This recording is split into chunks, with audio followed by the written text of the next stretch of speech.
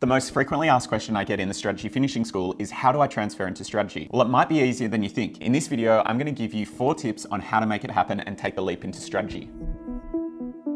Tip 1, make your intentions known. When I'm talking to someone who's looking to make the switch, the first thing I'll ask them is, does your boss know? If you want to transfer into strategy, it's not going to happen unless you make your intentions clear. In your next performance review, let them know you're interested in getting into planning and that you would like to develop a plan with a timeline on how to make this happen. I would also encourage you to talk to the planning directors or head of planning in your agency to make sure you're on their radar. Tip 2, proactively share.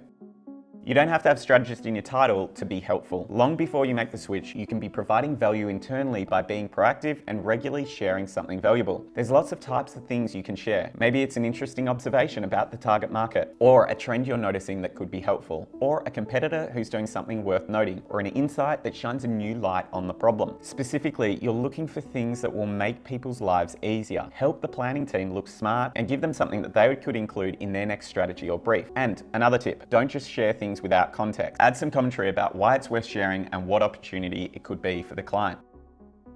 Tip 3, skill up. What most people don't understand is how much easier it is to hire a strategist than a junior strategist. As a head of planning, if I bring a junior into my team, I'm committing a lot of time and my team's time to help you get up to speed learning the fundamentals. In fact, it can take months before you're adding value if you don't understand the basics. So make the decision easy for whoever is hiring you by skilling up. Read strategy books, sign up to strategy newsletters and Facebook groups, listen to strategy podcasts, and take training if you can afford it, or convince your work to pay for it. Find great strategists and follow them on LinkedIn and Twitter. Search for case studies on the FE's database to learn about real examples of great strategy. Not only will this prepare you for the switch into planning, but it'll demonstrate to the agency that you're passionate and willing to work hard. And if you've got a good understanding of the basics, it makes you much more useful on day 1 of your new career.